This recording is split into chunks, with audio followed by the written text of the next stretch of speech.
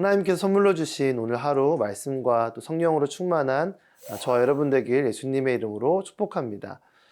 지난 여름에 가족들과 함께 제주도의 한라산 근처에 있는 자연휴양림에 가게 됐습니다.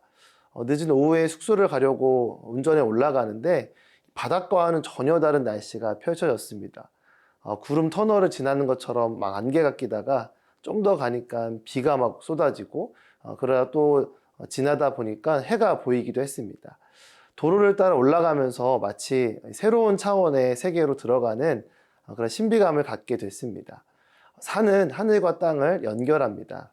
그래서 하나님은 산을 사람들과 만나는 임재의 장소, 그분의 백성들과 함께 약속을 하는 언약의 장소로 사용하십니다.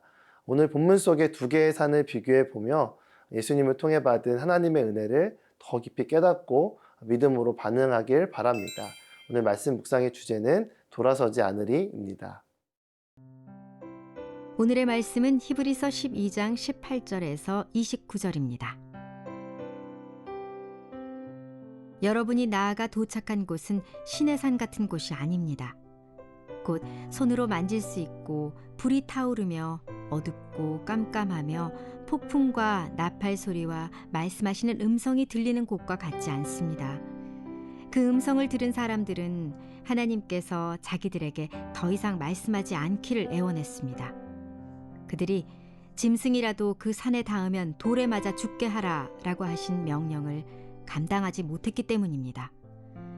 그 광경이 얼마나 무서웠던지 모세도 나는 너무 두렵고 떨린다 라고 말했습니다.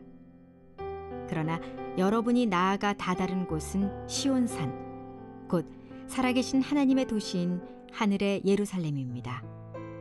또한 여러분은 잔치에 운집한 수많은 천사들의 무리와 하늘에 등록된 장자들의 교회와 만물의 심판주이신 하나님과 완전하게 된 의인들의 영들과 새 언약의 중보자이신 예수와 아벨의 피보다 더 나은 소식을 전해준 예수께서 뿌리신 피에 이르렀습니다.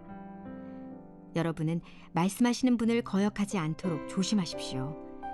만일 땅에서 경고하신 분을 거역한 그들이 피하지 못했다면 하물며 우리가 하늘로부터 경고하시는 분을 배척하고 어찌 피할 수 있겠습니까? 그때는 그 음성이 땅을 흔들었지만 이제는 그분이 약속해 말씀하셨습니다. 내가 또 한 번 땅뿐 아니라 하늘까지도 흔들 것이다. 이 또 한 번이라 함은 흔들리지 않는 것들을 남겨두려고 흔들리는 것들, 곧 피조물들을 제거해 버리시려는 것을 뜻합니다. 그러므로 우리가 흔들리지 않는 나라를 받았으니 감사합시다. 이렇게 해 경건함과 두려움으로 하나님을 합당하게 섬깁시다. 우리 하나님께서는 태워 없애는 불이시기 때문입니다. 하나님은 그분의 백성들을 거룩한 제사장 나라로 세우기 위해 우상숭배 가득한 이집트에서 건지셔서 모세를 통해 출애굽하게 하셨습니다. 광야에 이르렀을 때 하나님은 시내산에서 모세를 통해 이스라엘 백성들에게 율법을 주시고 또 그들과 언약을 맺습니다.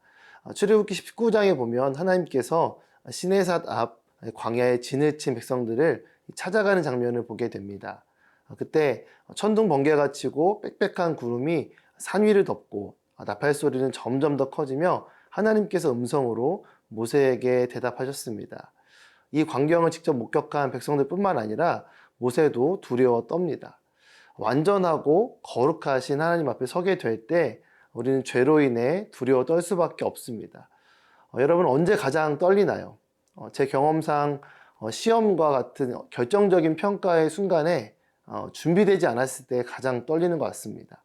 그리고 그 두려운 마음에 걱정을 합니다. 걱정하면 걱정할수록 더 떨리고 불안해서 두려움에 꽉 붙잡히는 그런 기억이 있습니다. 하지만 더 이상 우리는 두려워할 필요가 없습니다. 우리가 이 새 언약의 중보자이신 예수님을 통해 가게 되는 최종 목적지는 시온산, 살아계신 하나님의 도시 하늘의 예루살렘이기 때문입니다. 22절부터 24절까지 말씀입니다. 그러나 여러분이 나아가 다다른 곳은 시온산, 곧 살아계신 하나님의 도시인 하늘의 예루살렘입니다. 또한 여러분은 잔치에 운집한 수많은 천사들의 무리와 하늘에 등록된 장자들의 교회와 만물의 심판주이신 하나님과 완전하게 된 의인들의 영들과 새 언약의 중보자이신 예수와 아벨의 피보다 더 나은 소식을 전해준 예수께서 뿌리신 피에 이르렀습니다. 그것은 헤아릴 수 없는 아름다운 천사들과 맏아들이신 예수님께 뿌리신 보혈의 공로로 의롭게 된 성도들, 심판주이신 하나님과 새 언약의 중보자이신 예수님과 함께하는 잔치식과 같은 축제의 장입니다. 이 일이 가능한 것은 생명을 내어주신 예수님 때문입니다. 이스라엘 백성들이 시내산에서 하나님과 맺은 언약은 그들의 죄와 불순종으로 인해 깨져버렸지만 하나님은 예레미야 선지자를 통해 다시 그들과 새 언약을 세우시겠다라고 약속하십니다. 새 언약은 옛 언약처럼 돌판이 아니라 사람들의 마음판에 새겨집니다.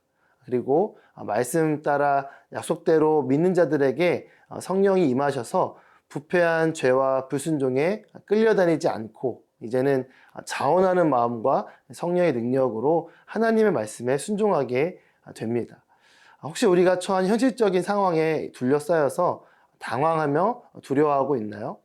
믿음의 경주를 마치고 만나게 될 구름같이 많은 증인들과 함께할 시온산, 하늘의 예루살렘을 바라보는 저 여러분 되길 바랍니다.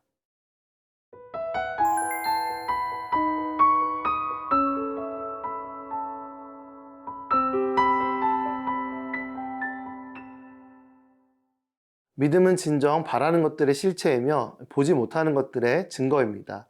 따라서 믿음을 놓쳐 하나님의 말씀을 따르지 않는 불순종을 조심해야 합니다. 이제는 땅이 아니라 하늘까지도 흔들린다라고 말씀하십니다. 새 언약으로 받은 은혜가 큰 만큼 그에 대응하는 큰 심판이 주어지는 것입니다. 흔들리는 모든 것들은 결국 없어질 것입니다. 하지만 우리에게는 은혜의 소망이 있습니다. 28절, 29절 말씀입니다.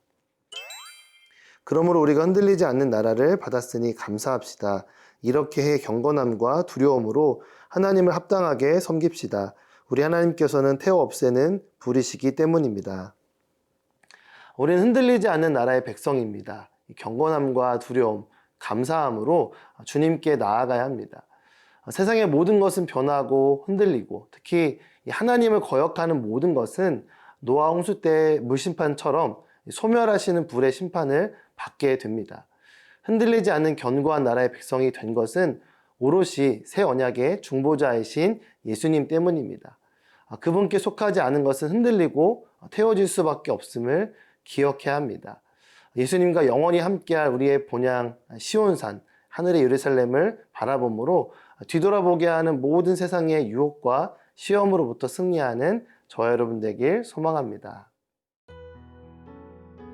사랑하는 주님, 말씀을 통해 내가 받은 은혜의 크기가 얼마나 크고 놀라운지 보게 됩니다. 세상의 어떤 유혹과 시험에도 흔들리지 않는 견고한 믿음으로 돌아서지 않고 믿음의 경주를 완주하도록 저를 도와주세요.